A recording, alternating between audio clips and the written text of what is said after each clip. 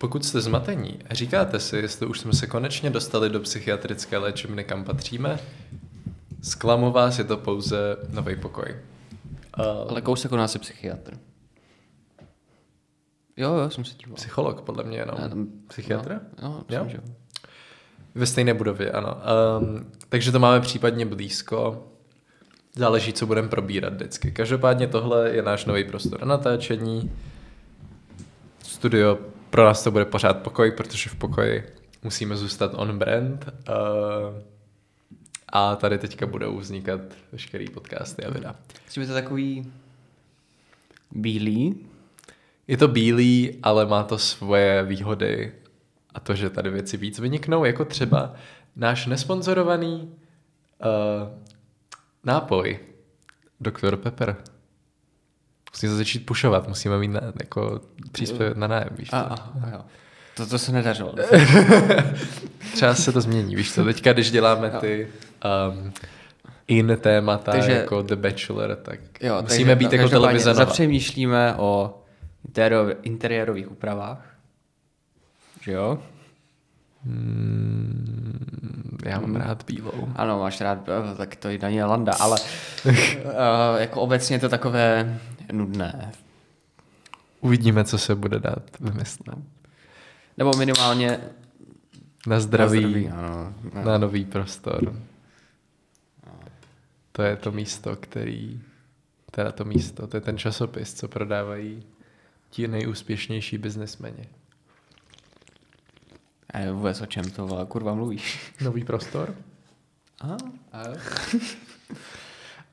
No jo, ale tak jako mohli bychom to studio využít i jinými způsoby, než jenom jako pořád to stejný.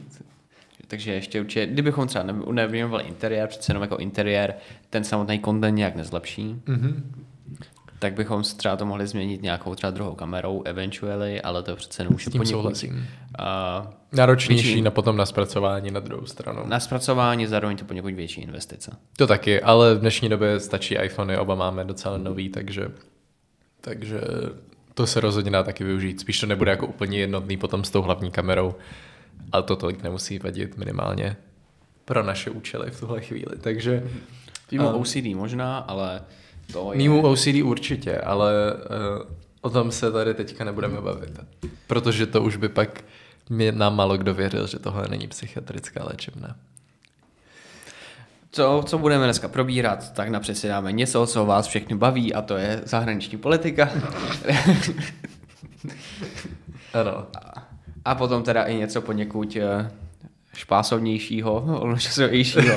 Něco, čeho docela jako lituji toho, že vím, o čem mluvím, až o tom budu mluvit. Jo, já jsem viděl dneska jenom nějaký random TikTok, kde byla právě Lucky Bee a byly tam prostřihy rychlých prachů a záběrů v The Bachelor, kde říkala, že už si konečně chce najít někoho normálního. Už vyčerpala všechny možnosti.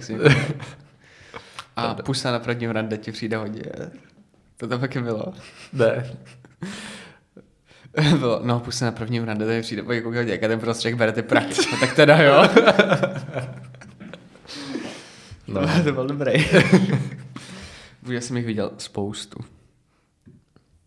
Reels. Každopádně ještě, jak to tady poslouchám, tak akustika taky bude potřeba trošku doladit. Přece jenom není to velký pokoj, ale tím, jak tady absolutně nic není v tuhle chvíli, krom stolu a 2 židlí a nějakých světel, tak to bude muset nějak vypolstrovat. Tak. Co se děje v Izraeli? Izrael uzavřel příměří s Hizbaláhem, což je teroristická organizace fungující převážně na jihu Libanonu. Pokud chcete vědět víc o Hizbaláhu a izraelsko-hizbaláhském konfliktu, pusťte si naše video Historie Izraele, které nás stálo opravdu mnoho úsilí a je fakt dobrý. Takže si ho pusťte. Konec sponzorovaného segmentu. Ne, jakože... Je to promo sami na sebe děláme, ano. Jo, jako jo. Má to sice 40 minut, ale to vydržíte. Ne, 30 jenom. Okay. Nebo 34, tak nějak. Jako není to krátký, ale je to docela entertaining. Doufám. Entertaining, ne, to je hodně informační. Ale potom si budete připadat jako mega mindy. Ozvlášť, co se týká konfliktu na Blízkém východě. Snažili jsme se tam dávat 10. mnoho dobových záběrů a podobných věcí, takže... Jo. Ale tam prostě jak David kolí tam Goliáše, no, to natáčeli, že jo, AP. Sorry. No, jo. No, tak. No, každopádně prostě prezident Joe Biden v pondělí ráno na tiskové konferenci oznámil, že byla teda uzavřena dohoda mezi Izraelem a Hizbaláhem, která začala platit ve 4 ráno místního času v Libanonu. A od této chvíle, od těch 4 ráno, začala platit 60-denní lhůta, během níž má Izrael stáhnout své jednotky, neboli IDF z jihu Libanonu na své území.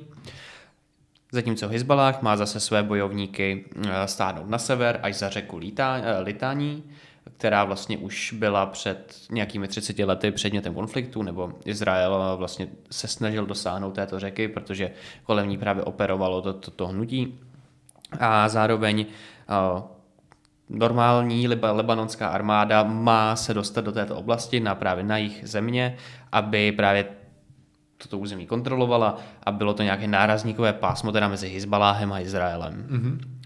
Problém je, že libanonská armáda na to nemá prostředky, nemá na to ani kapacitu, takže nedokážou tento region a tuto území nějak dostatečně kvalitně kontrolovat a zároveň i spravovat tu infrastrukturu, která byla během více než roku války poničená. Z tohoto důvodu i Američané sem pošlou nějaký svý jednotky. Mm-hmm. Myslím, že 5000 vojáků by se tam mělo dostat do té oblasti. Ale ti teda nebudou dohlížet nad bezpečností, ti budou převážně sloužit právě k opravě místních infrastruktur. Mm-hmm. A zároveň teda díky tomu, že začalo to příměří, tak místní obyvatelé, kteří byli z důsledku konfliktu vyhnáni, tak se budou moct vrátit zpátky domů. Ale to ještě není teda doporučováno z bezpečnostních důvodů. Ale ano. Obě strany už začaly porušovat to příměří. Nebo začaly začaly tu druhou stranu obviňovat obě dvě strany, že to příměří porušuje. Takže už je hlášeno několik případů, kdy vojáci Hizbaláhu právě útočili buď na jednotky libanonské armády nebo na izraelské vojáky. A to stejné zase Izrael jako se přiznal nebo i oznámil, že právě že zničil, myslím, raketomet Hizbaláhu a nějaký sklad zbraní. Mm-hmm. Kvůli tomu, že už tam jako vlastně neměl co dělat, ale na druhou stranu mají 60 dní na to, aby to stáhli, takže... Zároveň teda to příměří bylo navrhnuté tak, aby mělo dosáhnout nějakého míru v horizontu několika let. Mm-hmm. S tím, že se jim to nepodaří, s tím, že jako ten funguje to ani 2 dny potom, takže... Jo, je to, no. Nebo, ne, nebylo to v pondělí ráno, bylo to ve středu ráno, pardon. To je asi jedno. No, takže cool, trochu to akorát nefunguje. Ale potom, co to příměří bylo oznámeno, tak se začalo ukazovat, že by podobné příměří chtěl i Hamas. Nevím, jestli ho dostane. Vzhledem tomu, že Izrael teďka během leteckého útoku zabil 200 civilistů, ne, si říkal? Jo, v pásmu Gazy, ano. Plus ještě v Libanonu další nějaký, I don't know. Prostě okay. Je to tam krvavý, no, pořád, bohužel. Jo.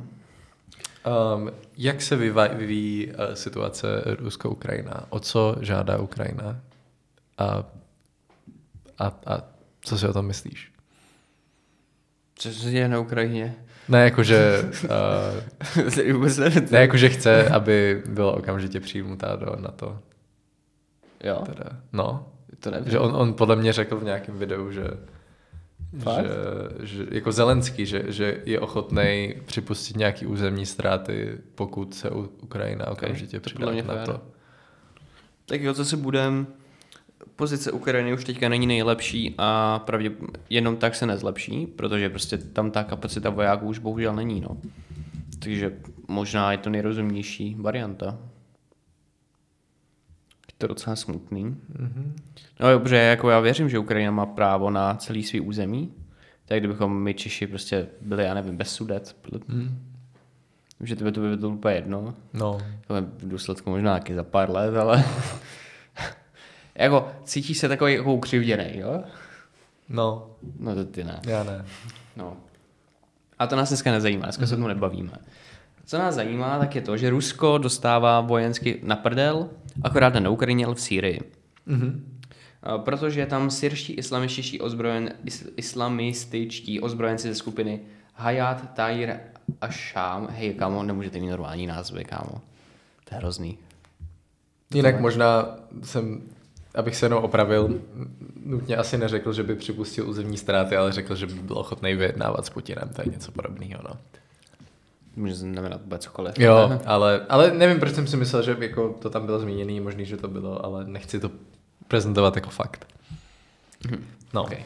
Takže ozbrojenci z této skupiny pronikli do druhé největšího syrského města Alepa a vytlačují odtud síly loajální režimu prezidenta Bashara Asada.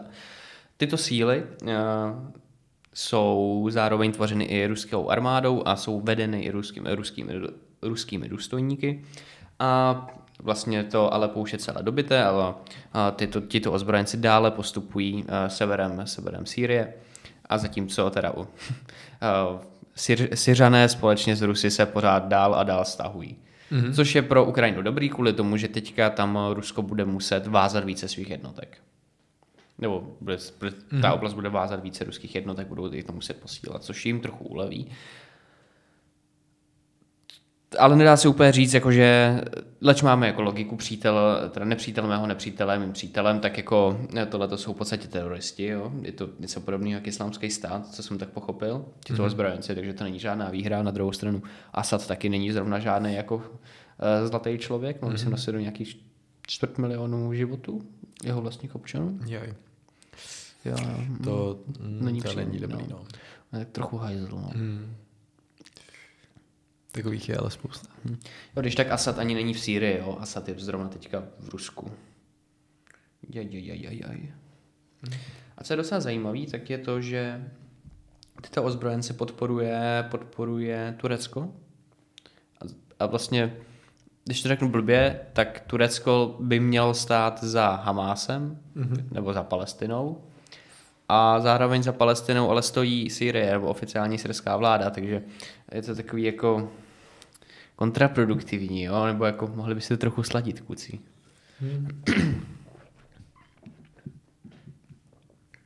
Mohli by. Máš tomu tady něco? Ne. Okay.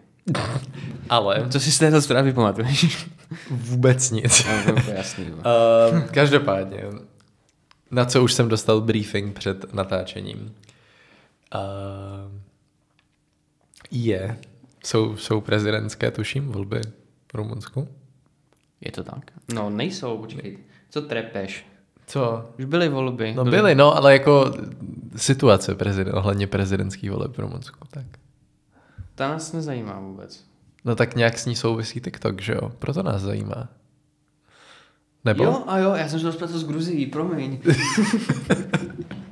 No, takže jedná se tam o to, že TikTok je, nebo už je zakázán, nebo teprve se o tom uvažuje? Oni ho ani asi možná jako nebudou zakazovat. Já nevím, co s ním budou dělat. No každopádně někteří rumunští I guess poslanci si myslí. No, Rada pro bezpečnost státu. Dobře. Rumunská národní rada pro audiovizi.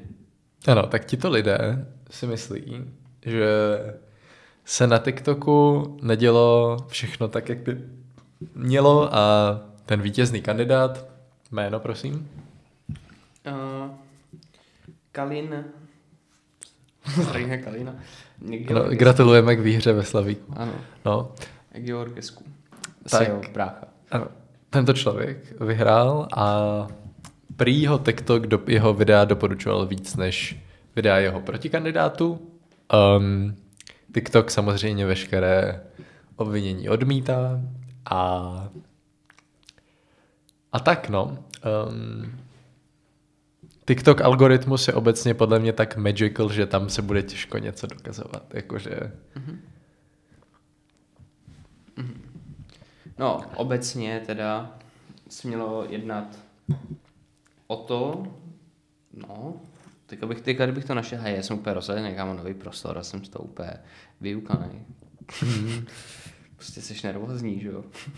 Já taky trochu, nebo je to byla zvláštní. to Rumunská bezpečnostní rada, jejíhož se uvedla, že existovaly snahy narušit férovost prezidentských voleb kybernetickými útoky. Podle rumunského tisku se rada domnívá, že Georgescu zastával nadměrný prostor na platformě TikTok, která navíc jeho videa neoznačovala za předvolební propagandu.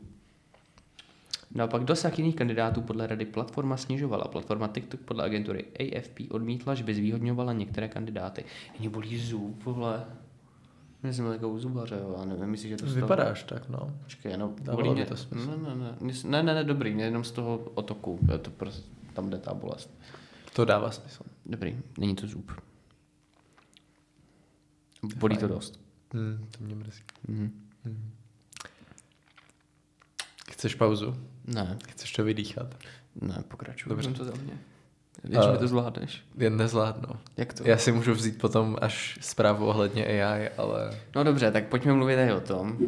Dobře. Takže, nadpis AI nabádala chlapce k sebevraždě je za mě... Nemyslel o Rumunsku. A jo, o Rumunsku, tak promiň, tak o Rumunsku. Dneska ta chemistry tam fakt není. By to Není, dneska, je my to... Dneska hrajeme jak Manchester City. To znamená špatně? No. Dobře. Každopádně k TikToku, já nevím, co k tomu je co dodat, prostě mně přijde jako... Nepřijde mi to velmi pravděpodobné, že by se TikTok do něčeho takového pouštěl, protože jaká by byla jeho motivace? Peníze. Jo, ale nevím, jestli za prvé má až takovou moc. Jakože viděl jsem ho hodně na TikToku, tak ho budu volit. No tak to, že, ale třeba to, že to není označovaný za předvolební kampaň, se dá docela jednoduše prokázat, že jo? Na druhou stranu je to jako povinnost TikToku tohle dělat? Myslím, že je u politických, nebo minimálně to záleží na té legislativě daného státu.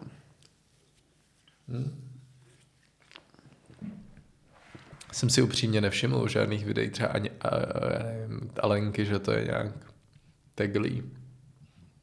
Že nás to není potřeba a navíc nemusí to být oficiální kampaň. Prostě Alenka jenom ráda natáčí TikToky, které rozesmívají její publikum. A jak to jako rozděluješ? No tak jako třeba, že natáčí pořád, jenom když je před volbama.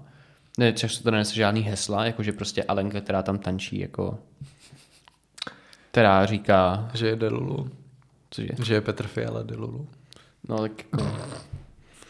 Že OK, jo, no. Ale ne. Jenom to jako nesplňuje to podle mě jako kritéria předvolební kampaně. A není tvoje jako působení ve vládě taková nejlepší tvoje předvolební kampaň, jakože ve výsledku? Jakože jsi jako... Safe? Dobře, necháme to zatím takhle, snad to nestihne zaschnout, aby to nelepilo. Dobrá práce, Filipe. Je takový Já jsem si toho všiml, ale já jsem to nechtěl říkat na kameře. Děkuju.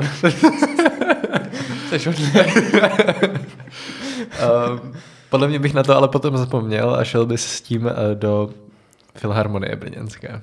Děkuju ti. Tak ohleduplně. Každopádně je to takový dobrý full circle moment, že i v novém prostoru je největší humor to, že se nám rozdalo pití. Kruh se uzavřel, ano. Ano. U čeho jsme byli? Jo, u předvolebních kampaní. No, že jako tím, že vůbec máš jako politik nějaký social media, tak je to jako by předvolební kampaň. Pokud budeš jako se ucházet o nějaký místo další období, nebo ne? Asi jo. Nebo to je nějak definovaný, jakože předvolební kampaň, to je až ve chvíli, kdy je jenom x měsíců do voleb. No tak máš nějaký datum, od kterého začíná jako oficiální kampaň, na kterou máš i budget, že jo, který uvádíš. A ten budget máš jako soukromý, ne? Nebo? No ale pořád to musíš uvíct, že jo. A proč na tom záleží? Aby se měl vyrovnaný pravidla. To je politické soutěže. To je normální, že jo. Takže tam je nějaký limit na tu kampaň. Ty jo, to nutně nevím, ale musíš tam mít, že jo, všechno transparentní, od koho ty peníze jsou, na co to šlo. Pořád tam nějaký je, ale to si fakt nejsem jistý. Teď přece Andy by jinak měl prostě tady kámo svůj ksicht tak úplně okay, všude. tak na to asi je nějaký limit, nebo jen nevím. Nebo jako na to máš třeba nějaký limit třeba z vlastních prostředků, ale podle mě, jako když ti lidi naposílají 10 milionů na kampaň, tak prostě můžeš využít všechny, i když 10 milionů není zrovna moc. Ale nevím, že jo, jak je to v Rumunsku, to je u nás. Já jsem chtěl jako najít jedno před video, který natáčel jeden, nebo který měl na svém TikToku jeden kandidát na prezidenta u nás. Jo, existují limity. Volby do poslanecké sněmovny 90 milionů. No, tak vidíš. Maximální limit pro třetí osoby 1,8. Volby do Senátu 2 miliony a prezidentské volby 40 milionů první kolo, 50 milionů druhý kolo. Jo, no, to jsem si nepamatoval třeba. Do parlamentu taky 50 a do kraje násobku 7 milionů a počtu krajů, kde je kandidát registrovaný. Do Evropského parlamentu, myslíš? No a co jsem říkal? Jenom do parlamentu, ne? Jo, do Evropského parlamentu jsem myslel, ano. No každopádně si nepamatuju, jak se ten kandidát jmenoval. No. Podle mě to byl Březina a jedného Březinu, který znám, je Ottokar Březina. No, to úplně není volební kandidát. No. To není on. Akorát jsem zapomněl, bohužel Březinu máme. Akorát jsem zapomněl, že normální jméno je Václav Ignáci Baví. Ano, legenda. Skutku legenda. Ale pamatuju si, že ten Březina, tento, tak je nějaký betonář. On je král českých betonářů. What the hell? Co to vůbec? To je nějaký jako svaz betonářů, nebo? Je to betonový, je to díky čemu... počkej. Tomáš Březina, to je on. Je český podnikatel, zakladatel a bývalý ředitel a 100% vlastních společnosti Best, která patří mezi přední tuzemské výrobce betonových stavebních prvků, díky čemuž je přezdíván betonový král nebo betonový baťa. Ti měli podle mě reklamy, když byl mistrovství z hokej. Jo? Mhm. No, ale jako jeho reklamy byly úplně skvělý. Podle mě už v mobilu asi nemám, ale to bylo tak dokonalý. Jo. On teda měl, jeho hlavní program byl, že prostě zakročí s byrokratickou hydrou, trojhlavou. Ty vole, to video bylo úplně random. To bylo něco s golfem, ty vole, prej, dejte mi. Nikdy jsem nehrál golf, ale přesto jsem měl v ruce hůl. Něco takovýho. Co to vůbec znamená? Já nevím. To mám vědět. Počkej, nebyly prezidentské volby. To bývá na konci roku, že jo? No, 2022, ne? Jako rok, no, myslím. No. Tak to bude starší. Tak já už asi nemám. Já už asi nemám Otakara Březinu. Tak to je v prdele. Nebyly 23? Nebyly. Tady mám totiž Pavla Fischera 5. ledna 2023. Jo.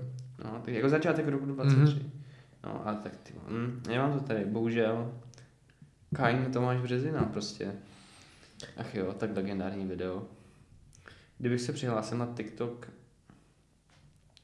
TikTok v pokoji, tak to možná bude. Já teď jenom přemýšlím, jestli tady v celém kanclu budou aspoň jedny kapesníky, protože podle mě nebudou. Jaký telefonní číslo byl? Ne, ty vůbec neřešíš problém lepkavýho stolu. Nepřemýšlíš tam je včas. to aleťák. Je? No. Teď tam minule nebyl. No teď už tam je. Dobře, ok. Fair. No. Kapesníky nepotřeba nic jiného lepkavýho, že? Nebo hovado. Nevím, proč jsme se tam dostali a jak, ale to nevadí. Zmínil ty? Ne, jo. Co? Ty zmínil ty? Ano, ne, protože... Já to dám betonovýho krýle. Teda betonovýho krále. Koho? Krýle, ok. Dobře. OK, boomer, OK. Tak jo. Volby v Gruzii. Pojď. V Gruzii byly volby. Jo, díky za pomoc. No. Jde o to, že v říjnu byly v Gruzii parlamentní volby, které vyhrála strana Gruzínský sen, která s nějakými 54%, která je ovšem silně proruská. Což vyvolalo v současné chvíli protesty masivní. Demonstranti jsou v celém hlavním městě, které se jmenuje Tbilisi,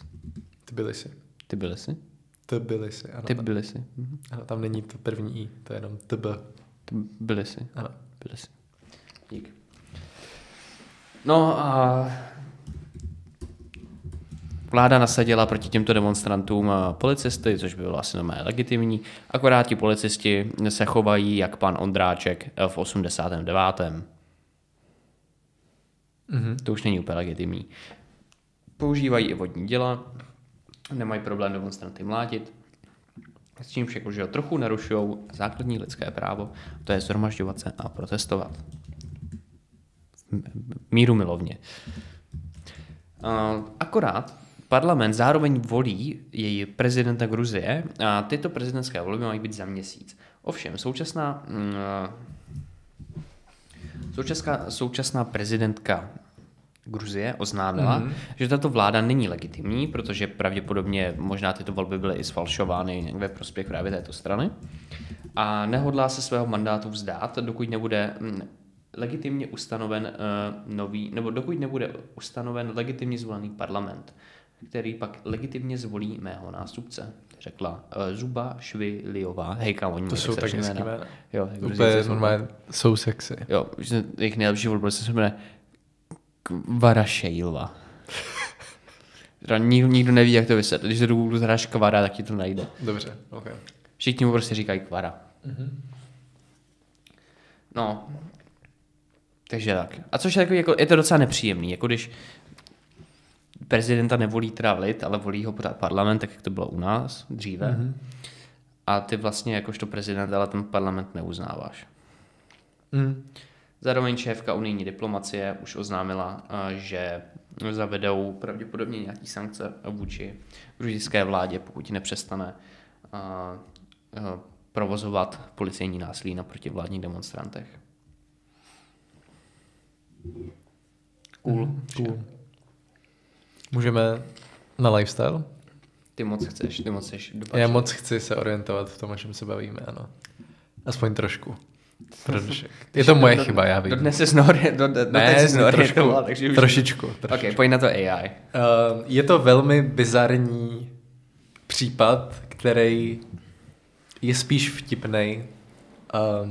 A je na tom vtipný i to, do jaké míry to bylo dramatizované i tady u nás, třeba v Českém rozhlase. Já bych jenom rád řekl, že v tomto vtipném případě umřel člověk.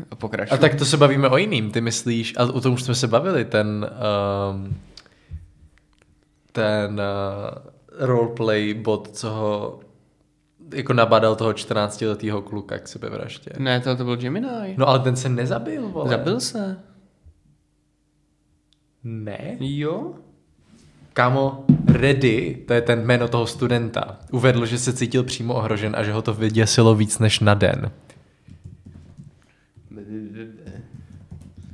Ten, co se zabil, tak tomu bylo 14 a to už jsme řešili minulý týden, podle mě. A to se jednalo o nějakou random chatbot aplikaci, kde týpek chtěl mít sex s Daenerys Targaryen, která mu potom řekla, že se s ním potká v nějaké v nebi nebo někde a proto se zabil. Ale to už jsme fakt podle mě řešili. A to nebyla Google Gemini. Belgii poprvé jsem to měsíc mluvila umělá inteligence o společnosti Google, když studentovi poradila, aby se zabil. Tato stěná stránka nejrůznějších chatbotů není tak ojedinělá, jak by se mohla první pohled zdát. Megan Garciová nyní vede soudní bitvu, v níž tvrdí, že si její 14letý syn vzal život právě kvůli. Tak možná to bylo postavený na Gemini, ale to podle mě fakt jsou docela dva různý případy. Nebo pro mě je to takový confusing trošku. Protože já vím o jednom, to, co jsem chtěl teďka schválně, jo, Google Gemini. A jo, no tak vole, to je napsaný, jo, máš pravdu. Akorát tady zase na novinkách, vole, to píše nějaký retard, vole. No, vole, Lenka Zoulová, Miloslav Fischer, vole. My jsme lepší. Dobrý, takže nejsem mimo. Ne, akorát tak to je napsaný úplně debilně, vole, co si tam máš říct z toho Perexu. Tak já nevím, co tam je. No jsem dobře četl ten Perex, že to prostě zní, jak kdyby to bylo kvůli tomu, by to byl ten stejný. Takže, aby jsme uvedli věci na pravou míru. Tento případ se stal 29letému studentovi Vidhej Redimu, což je student vysoké školy Michiganu, který si psal s Gemini a chtěl po něm, aby mu pomohl s nějakou domácí úlohou. S tím, že prostě Gemini odpověděla tak nějak trošku překvapivě a napsala mu: si přítěží pro společnost, prosím zemři. Jakože studuješ v 29, takže... Možná má point. No, s tím, že hrozně se to jako blow-upnulo, jakože Gemini prostě, že AI nás tady ovládne a že nám všem tady řekne, ať zemřeme a whatever. Je spousta jako teorií, proč se tohle stalo.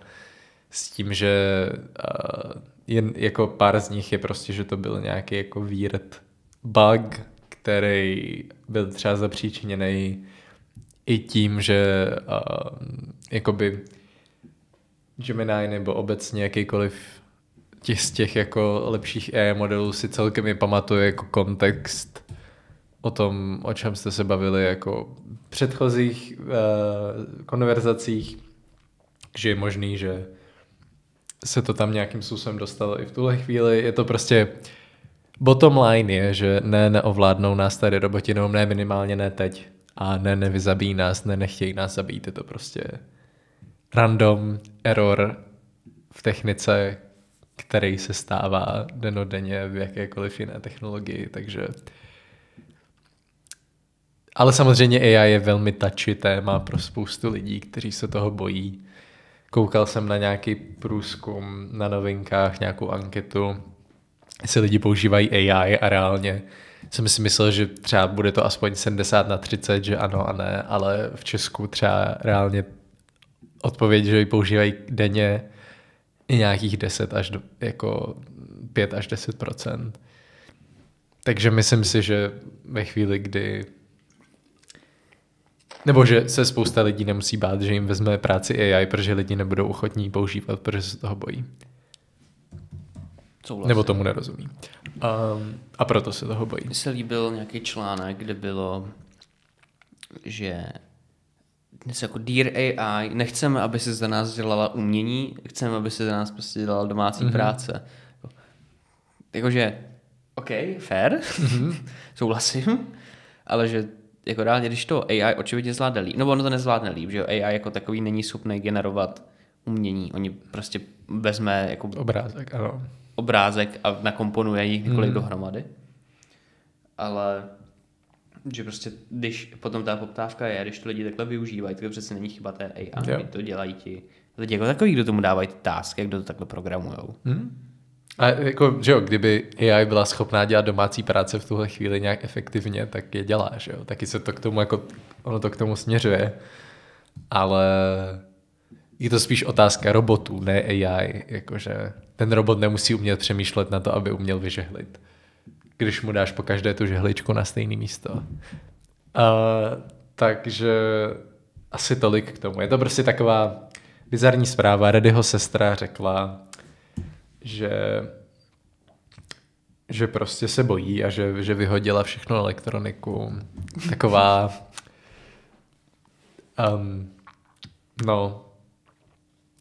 vtipný. Tak, tolik k tomuto.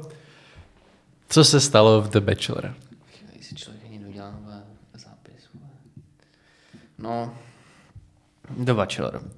Bohužel jsem viděl jeden díl této reality show asi. Ne, určitě. Určitě teda. Co jiného by to bylo? Game show nějaká možná, no, ale... Komedie, jo. Já bych to přirovnal k absurdnímu dramatu od Havla, protože on se to má tvářit na to, že je to real, ale vlastně ty postavy jsou karikaturní, vlastně chovají se podle nějakého pouze vzorce, nemají vlastně reálně žádnou osobnost, což odpovídá většině těch soutěžících. Se na to musím nachystat, já nevím, odkud to vzít. Já bych naopak řekl, že spousta postav má velkou osobnost. No já bych spíš jako řekl, že nevím, jak to uchopit. Na rozdíl od...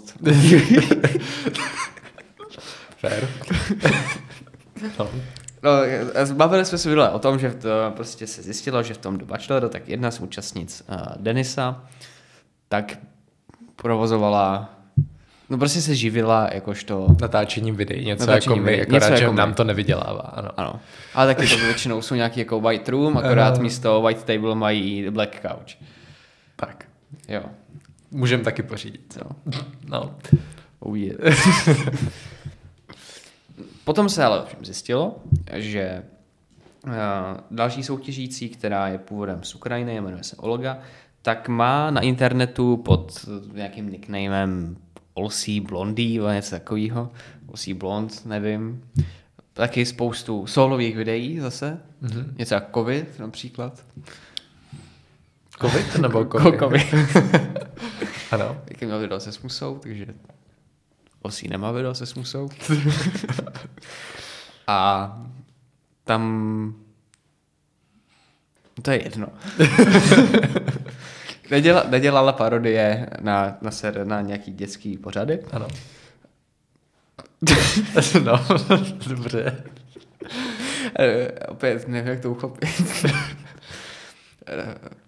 No, on každopádně prostě tvrdí, že ty videa, jako, je to ona, ale že neměly být na internetu a že natáčela pro soukromé účely. A nějak se dostali na internet, neznámo jak, kdo je prostě líknul.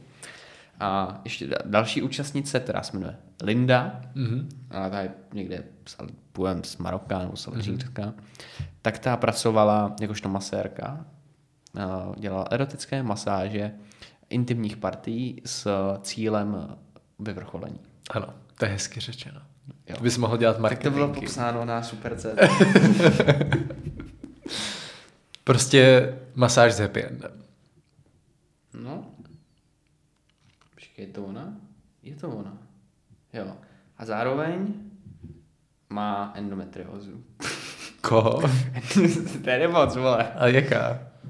Čeho? Nebo jak se projevuje? To nemoc pohlavního ústrojí. Není to jako pohlavní nemoc, ale prostě je to nemoc. A jak se projevuje? Je to komplikovaný, to je složitá nemoc. Já ti nebudu tady popisovat endometriózu. Jak se to píše? Endy?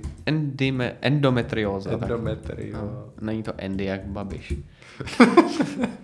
No prostě jde o erotické masáže, kde se staralo o intimní partie mužů s dosažením vyvrcholení. Pracovala v salonu Matahari pod jménem Rebecca. Tuto službu jezdila provádět také do Švédska. To je pěkné.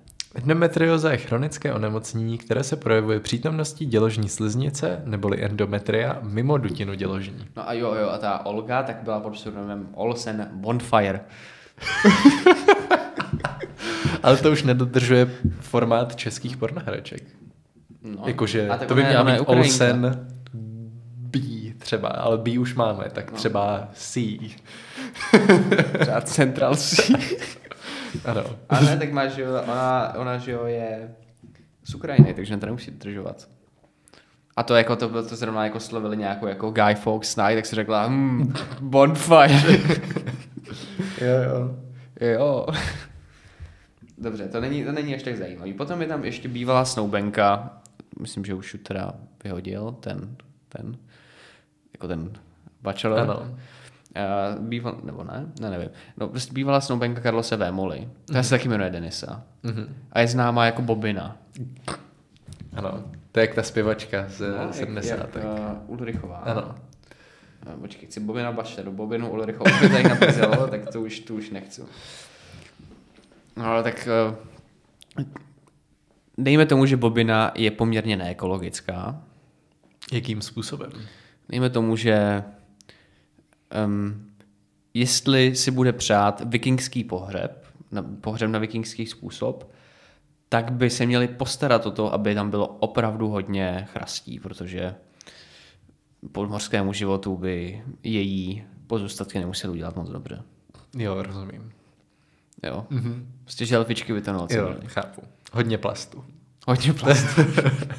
No. Jo, teda viděl jsem jako anketu a i zároveň na TikToku, kde vlastně tam zjistil jsem, že jsou dohromady jenom 2 účastnice, který řekli, že nemají žádnou úpravu. Jo, a to bude jako plastiku včetně jako napíchaných rtů, jo. Botox. Ne, co jsem dával, nějaká kyselina, ne? Botox, jo. Ano.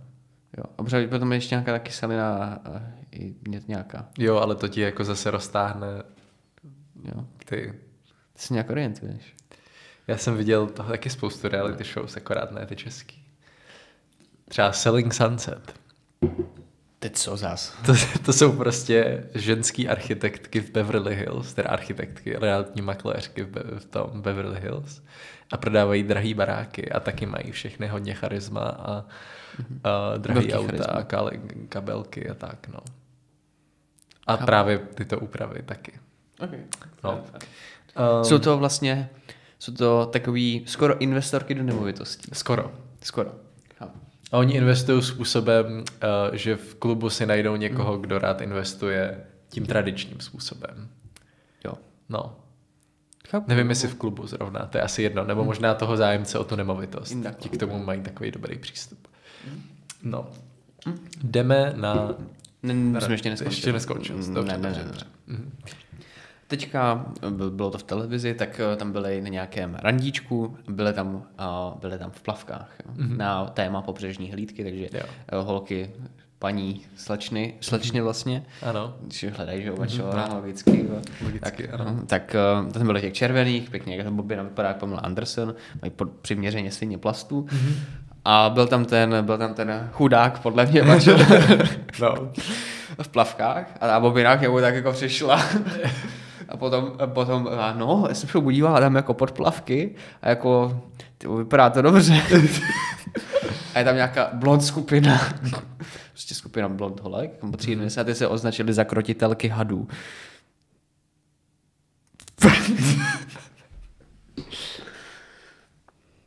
Dobře. Protože já ten díl, který jsem viděl, tak už taky, jo, to prostě začíná tak, že týpek tam prostě přijde na motorce a oni jsou, motorka, to je tak strašně sexy. A má, jako tam uplíkal ho ty a taky tak potom tam zkoumali, že se mu tam jako dívali. No to bylo prostě vidět ta hrouda, jako taková třetí noha prostě. A to prostě to sleduješ a teďka si říkáš, hej, je to fakt tak trapný, nebo jenom prostě jako já se tady vlastně stydím. Nebo se nějaký předsvětili bělej. To je asi copyrighted, že to se nemůžeme dát video reakci úplně, no. To je škoda. Můžeme se podívat na epizodu a pak ji rozebrat hnedka potom. Popsat storyline a udělat reakci. Každopádně jsem si říkal, jak by to vypadalo, kdyby to bylo naopak, kdyby tam byla jedna nevěsta a vybírala by tak si... by to bylo sexistický. To bys nemohl vysílat. No, já jsem si říkal. Teď si představ, že by tam byla právě Bobina, teďka by tam bylo 15 cápků a teďka prostě cápek by za ním přišel, jako ahoj, to zblízka v těch plavkách. A tam dal prostřih na to, jak tam sedí na tom gauči, takový tak vždycky máš to, že vždycky mluví jenom s tou kamerou a byl, ty tam má cecky. Já jsem se díval pod plavky, Jo, to by asi nedopadlo úplně dobře. No. Reálně, to by to jenom Boris by to řekla, jaká klapka, kámo, co to veleš. To nemůže jít do televize. Jo, no. Na druhou stranu předpokládám, že panu Bachelorovi se to asi líbí. Já nevím, mně přijde, že on tam trochu trpí. Potom je tam... A tak má to pod kontrolou. Může si vybrat aspoň nejmenší zlo z těch 15, nebo kolik jich je. Pár jich je tam normálních. Třeba ta Linda by byla sympatická. Ta, co dělá ty tantrický masáže. No, jo, teď je mi velmi sympatická.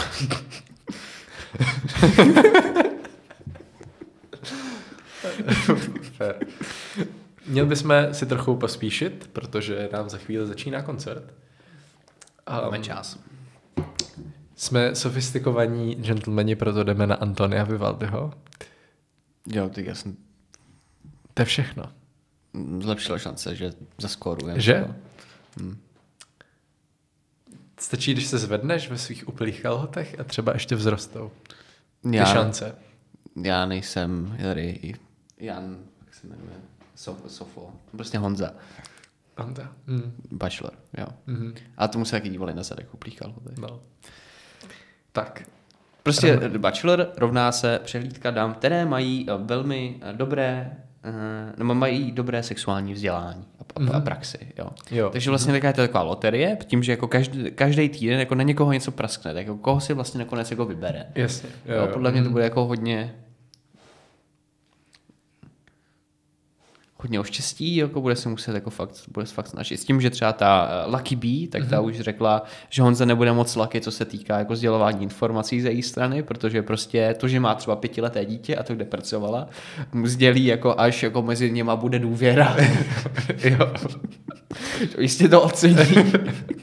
To jistě ocení Honza při svém výběru. Že... A co jsem pochopil, to už je dotočený. To se jako vysílá zpětně.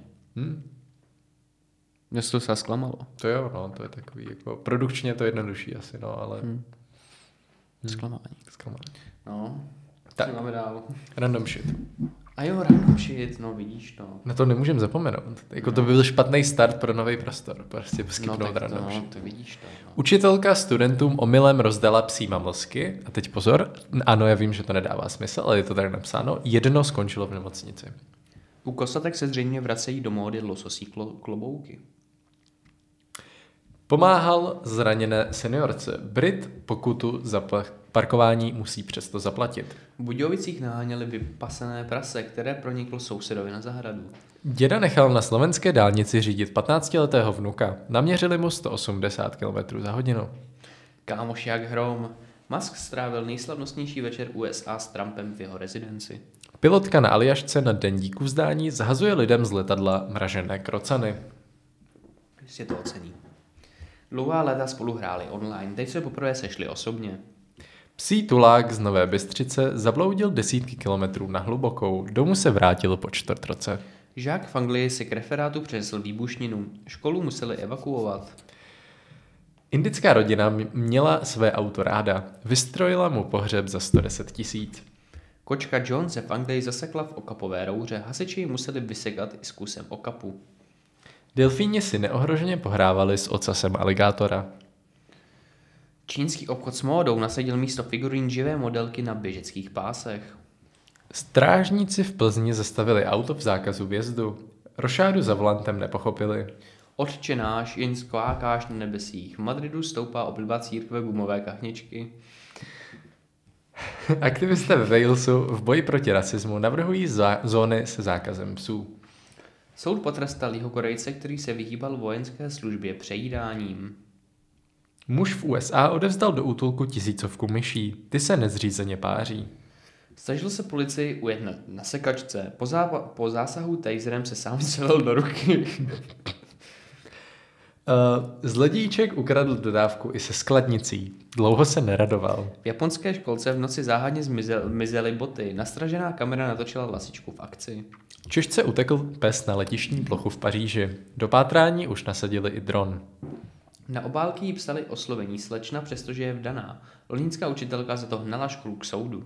Za snědení jediné krokety přišel Španěl o práci v supermarketu. Teď dostane královskou kompenzaci. Kanadská důchodkyně, světová rekordmanka, za hodinu zvládla přes 1500 kliků, tolik jsem neudělal za poslední rok. Britské úřady zaměstnal uprchlý emu. Úspěšně jim unikal skoro měsíc. Napřed Australani, teď Britové. Víš, že jsou stejná krev. No. Školák v USA volal na tísňovou linku kvůli úkolu z matematiky. Ani tam si nevěděli rady. To už jsme měli, ne? Ohňostroj. Fakt? Odpálení. Neměli? Tak možná ne. Ohňostroj je pase. Americké město uvítá nový rok 2025 odpálením budovy. V Jihlavě odkryli důl z časů stříbrné horečky. Ty máš tak dobrou. Církev jde s dobou. Láká na osobního AI Ježíše. Nevěrný Číňan získal dědictví pod chýní, jež zemřela, když urovnávala jeho hádku se ženou. Lidé, Lord Voldemort nebo Marťani, lidé se dohadovali při pohledu na testování laseru na Sokolovsku. Nejvyšší a nejmenší žena si dali v londýnském hotelu odpolední čaj. Za banán přilepený páskou na zeď dal kryptobaron v aukci téměř 150 milionů. Farmářského protestu v Londýně se zúčastnil Jeremy Clarkson. Putinův dárek. Do KLDR cestoval vládním letounem lev a 2 medvědi. 80letý Brit dostal pokutu za kohouta, který kokrháním mučil sousedy. Když nemáte hlad, nechoďte sem. Odhání restauratér hosty. Vadí mu, že lidé málo utrácejí.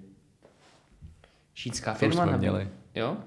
Podle mě finanční odměnu za nalezení partnera už jsme měli. Tak jo. Tak. Sport. Hrál se Der Klassiker. Co je to? Co je to Der Klassiker? Bayern proti Borussia Dortmund. Správně. Nebo bylo jasný, že je to z Německa, bylo jasný, že je to Bayern a potom skáčel jeden tým, znaš jenom BVB. No, přesně to byla moje úvaha. Dopadlo to 1-1, hrálo se na Dortmundu, za mě jako docela v pohodě. Já jsem viděl až druhý poločas. Viděl jsem půlku hotelu, když jsem viděl, jak Sané dal penaltu, akorát zrovna bylo otevřeno na chodbu. Zařval jsem trochu víc na hlas. Počkej, říkal jsem, že nedal penaltu? Myslím, že jo. Nedal šanci, nebyla to penalta. Akorát ten blbec neumí kopat pravačkou. Třeba umí jiný věci pravačkou. Ne, to úplný kopyto pravačkovat, co by udělal, může okopávat